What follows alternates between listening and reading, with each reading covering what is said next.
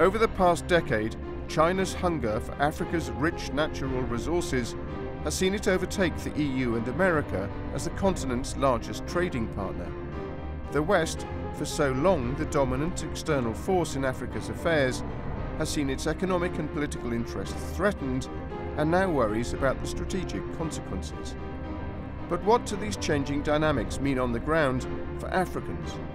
In the first of a special two-part report for People and Power, Soris Samora went to find out.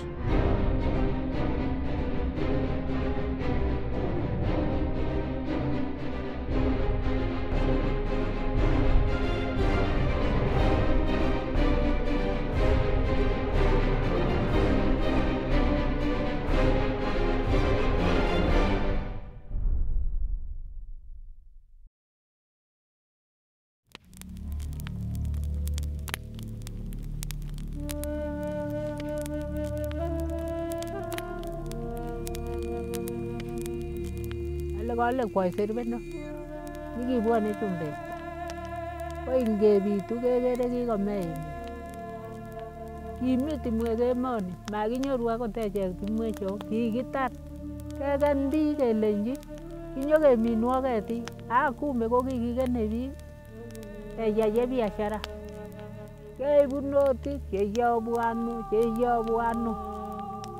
akobo shauritab nusuni kikotar biik nusu ko chumbek nikibwa sikonyokowal ko ngobwa koitu chumibani kosibi soturini kobochu kobendi en kandoik kikikibe emoni ko chebo rabisiek age tugul kotuchin konye. There is an old African saying, when two elephants fight, it is the grass that suffers. For many of us Africans, our relationship with the West has defined centuries of bitter and humiliating history. Slavery, colonialism. Since independence, our governments have reduced themselves to begging from the very powers that once enslaved us. Foreign aid, our daily bread, the hopeless continent. Today, a new elephant has arrived in our lands.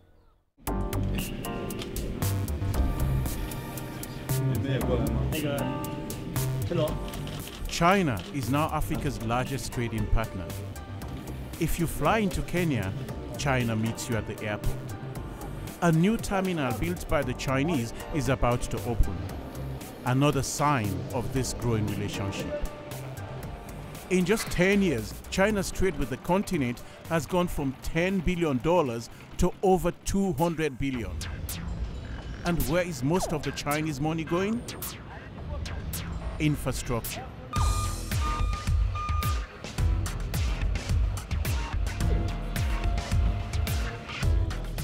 Across the continent, Chinese money and Chinese firms are running major infrastructure projects.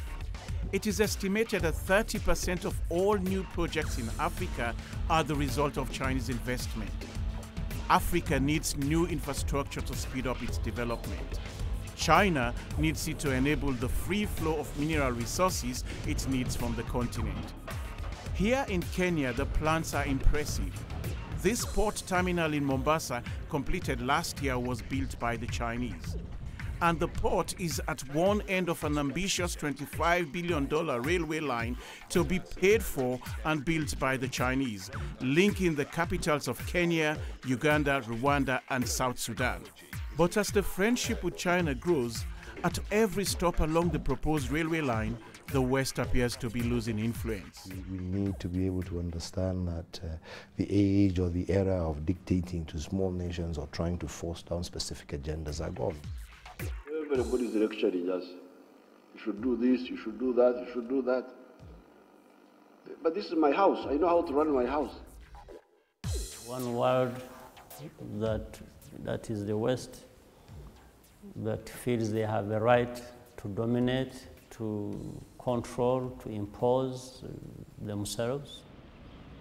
Before signing off on these multi-billion-dollar deals, Chinese officials are not demanding, like the West is, that African leaders conform to Western standards of human rights, economic reform, and anti-corruption. In Africa, many see this as a welcome break from the evangelism of Western governments who have been accused of putting undue pressure on them to adopt Western-style democracies. For the first time since the Cold War, African leaders like President Kenyatta can do more than simply criticize the West. They can now look elsewhere for meaningful economic and political support. And China's policy of no-strings-attached investment contrasts starkly with the tradition of Western conditional aid. As African governments and industry welcome Chinese engagement and African leaders become more vocally critical of Western powers, are we Africans now at the center of a battle for Africa? I spoke to Kenya's top civil servant in the Ministry of Infrastructure. He is a fan of the Chinese way of doing things, and with their support is building thousands of kilometers of new roads and connecting the country like never before. Is it that the Chinese are, respecting the Africans? Arguments that I've heard that, the West comes in as the master and, therefore they don't want to bend, they don't want to learn or embrace the African ways. Is this part of the problem? Yes, I think I agree with you entirely that the approach is, how do I perceive you? Chinese come and more or less within a few days are equal level with their fellow contractors. I think with an open mind, the Western contractors, again, they can be able to learn something from these Chinese contractors. It must be exciting for you now. You have choices. I think what we are really coming out is competition, and in terms of how fast can we be able to deliver a project, how fast can we be able to access to the loan, how fast can we be able to adopt what we call our kind of requirements. So it's up to Western contractors to learn what are these key issues which Chinese are addressing, which probably they are not addressing. But China is bringing more than its business to Africa. It's bringing its power and influence too. Tribalism has always dominated Kenyan politics. And in December 2007, Kenya exploded.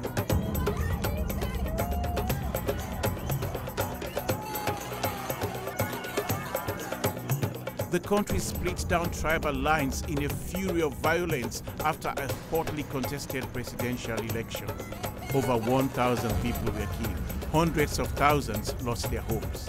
Next, the International Criminal Court, or the ICC, charged current President Uhuru Kenyatta, leader of Kenya's largest tribe, the Kikuyu, and his deputy William Ruto, leader of Kenya's third largest tribe, the Kalenjin, of being connected to murders and rapes that took place during the violence. Every case since the International Criminal Court was founded in 2002 has been against an African. And now that a sitting president is facing trial, people not just in Kenya but throughout Africa reject the ICC's action and worse, accuse it of Western-backed racism. But now the process has degenerated into some kind of race hunting. While President Kenyatta vigorously criticized the ICC and Western powers, China threw its weight behind demands to have the ICC trial suspended. The Kenyan leaders were democratically elected by the Kenyan people, and their dignity should be fully protected and respected. Nothing did more to solidify Kenya's growing bond with its eastern partner. Kisumu in western Kenya is where the worst of the tribal violence happened. Bernard's entire family was murdered by a gang from an opposing tribe allegedly mobilized by President Kenyatta. He has been scarred for life by the bonds he sustained. Hapa ndio kaburi. Alafu walikuja kuvamia sisi kwa nyumba, alafu wakaweka petroli wakisha moto. Watu yangu yote 11 walikufia katika hiyo moto.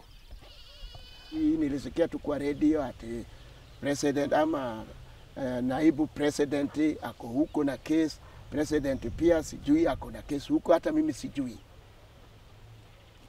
Hiyo ni jukumu ya serikali ya Kenya na serikali ya huko, wenye wanataka ukweli ya wananchi ipatikane. I've seen this so many times in my travels throughout my continent. Tribe is so important. It connects us through families and neighbors to land and tradition, but it also divides us. it robs us of leaders capable of representing and uniting whole nations. At its worst, it kills and destroys millions of us. I wanted to ask President Kenyatta if Chinese investment will be used to benefit all tribes in Kenya. Despite many requests, he was not available for an interview. Raila Odinga is the leader of Kenya's second largest tribe, the Luo. And because tribe dominates politics in Kenya, that makes him Kenya's opposition leader as well. He was the losing candidate in the violent election 7 years ago. He thinks many of his countrymen are wrong to criticize the International Criminal Court's action against President Kenyatta. The charge that the West is targeting individuals is very, very misplaced indeed, because it's Africa which is taking its people to the ICC. Do you worry that the Chinese no strings attached money, the way they're doing business, will just strengthen more corrupt leaders? I still believe that China needs to look into this aspect of governance on the continent. The human rights issues in the countries where they trade, rather than just looking at an economy in terms of its ability to repay the debt which is being advanced by the Chinese government. It's clear that China's engagement raises serious questions about the future of human rights and efforts to fight corruption. The West's commitment to human rights is negotiable, from Egypt and Israel to Saudi Arabia. But at least human rights are on the agenda. If China, the new economic superpower, is committed to a policy that allows governments like those in Sudan and Angola to crush opposition with no consequences, what will be the future of human freedom here in Africa? There are at least 1 million Chinese living in Africa today. The young Chinese who created China House in Nairobi want to help bridge the gap between Chinese people, the companies they work for, and Kenyans. HONGXIANG is the group's founder. The West has been very critical about China when it comes to human rights, when it comes to democracy, the way they run their own politics. A lot of those criticism is not very well received by Chinese, including me. For example, when we talk about human rights, we know human rights including as actually the rights to food, the rights to health, the rights to water, and also the rights to freedom of speech and so on. So when Chinese government actually leave like a huge population of people out of poverty, is actually doing really well in terms of human rights. We would not say like Chinese system is perfect, but we really wish that the West could be more listen to the Chinese opinion, the Chinese perspective, and work with us equally without any presumption that they are right and we are wrong. Do you feel that there is a sense of West and East actually battling to sell their ideas, their way of life and their philosophy to Africa? I would say the big difference is like whether people can make their own choice. We Chinese, we believe Western people like should not intervene China because China know what is the best way for China, and China should not intervene Africa because Africa know what is good for Africa. I would say that's the big difference. This is one of China House's projects, a nationwide competition in collaboration with a major Chinese company that will help train Kenyan technical college students in state-of-the-art machinery. If you've looked around our institutions, the equipment we have are 30, 40, 50 years old. So we need modern equipment. And China is ready to give us the modern equipment. So this is why we are moving. We are moving with the world. China was where we are 30 years ago. And China has been able to move forward. So benchmarking with China, we believe that Kenya can move very fast. Ling Chi works for AVIC International, the Chinese company that built the new airport terminal and who are sponsoring the project. Why do you think that this relationship between China and Kenya seems to be working, or Africa in general seems to be working so well? I think for the China and the Kenya, we more feel like brothers. Or let me be strict, we are more equal to each other because we have the same kind of history, we are kind of conquered, and so we truly understand each other.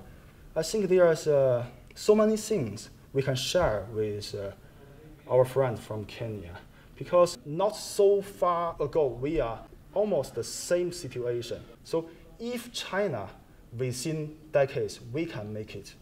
Why can't Kenya? Why can't Africans?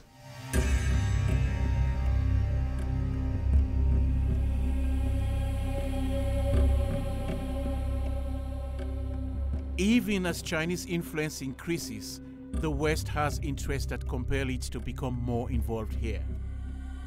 Westgate Mall, September last year, terrorists killed 67 people.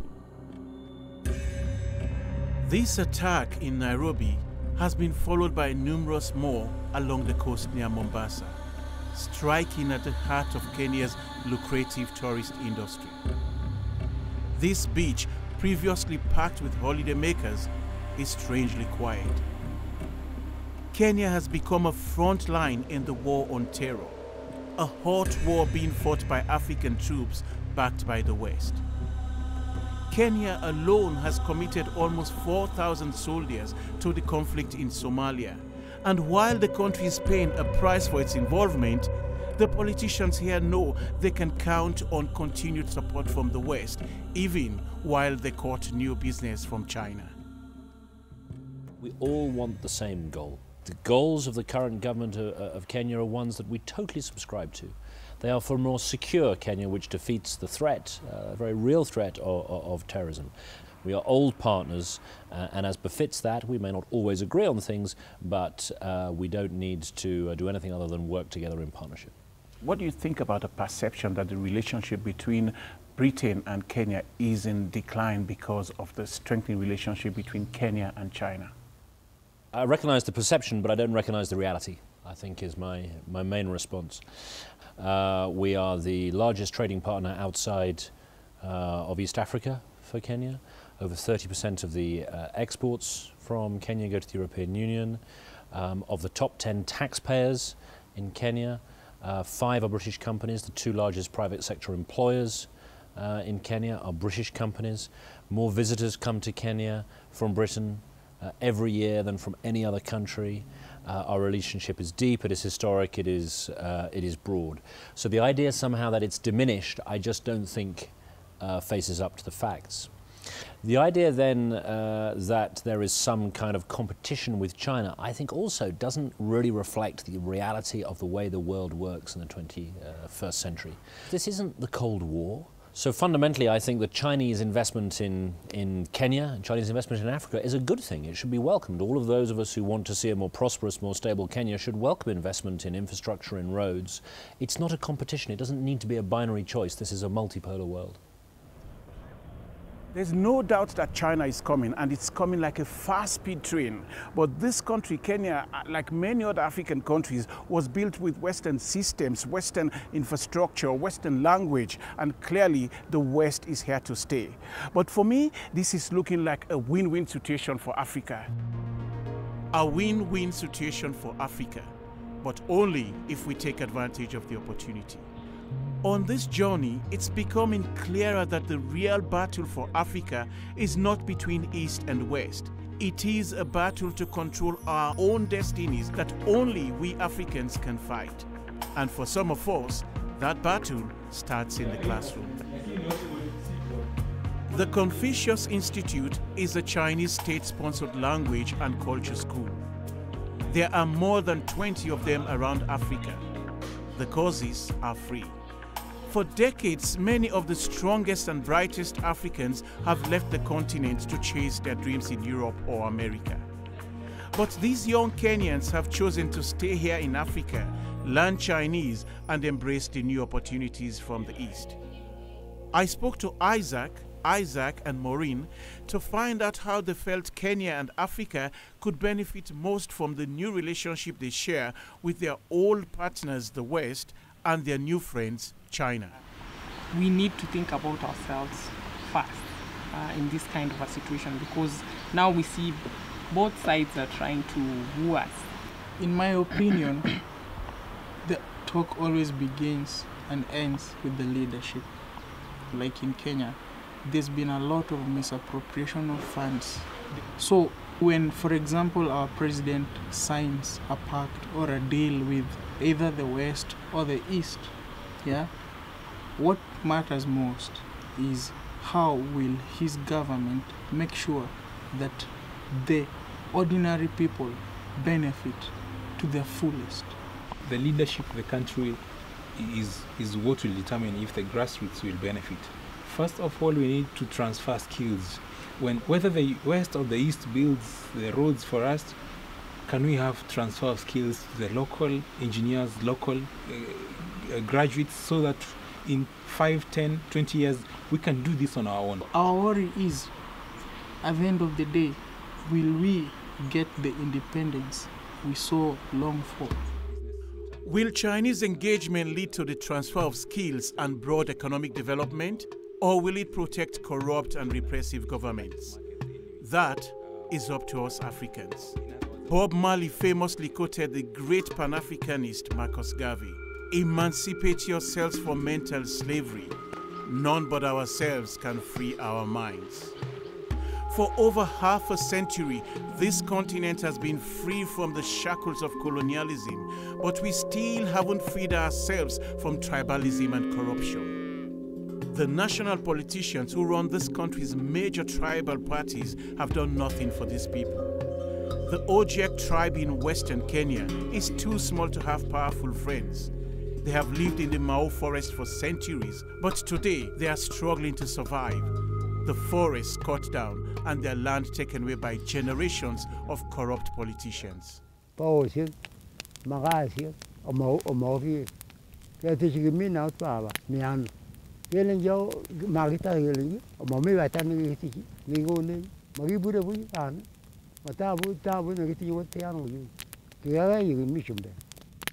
Omukondoi kemira ko kikoik mokorae ile ini sarwo kolenjin wisi nyon koron iwe ai si nyon koron ot kobet ngalechu ka itebi kabilana. How long will it be before our governments listen to the concerns of minority tribes like the Ojek? GITU KAHENGERE is a veteran of the Mau Mau rebellion and spent over 7 years detained by the British. We thought by today, 50 years of independence, we are not inviting Chinese to come and build a standard railway line. We would do it. Therefore, we say those we handed over the independence that we recovered have failed us. And this is why we keep on asking them, can you revisit your commitment to leadership? That vision of self-reliance is not there. I have not read or heard anywhere in Africa that people are sacrificing enough for their own country, because they have learned that bribery way. And unless that is reversed, then we cannot have a hope. We are now leading to hopelessness. China gives Kenya and countries all over Africa the chance to develop and grow faster whilst keeping relations with all sides. But the overbearing influence of foreign powers is still a deep and legitimate concern. We in Africa have been blessed with our precious minerals and natural resources.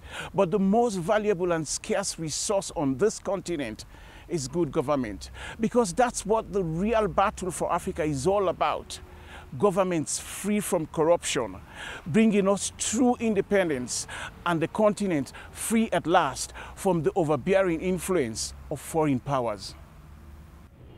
Next week, in part 2 of the Battle for Africa, I speak to the presidents of Ghana and Botswana as I go in search of good governance on the continent.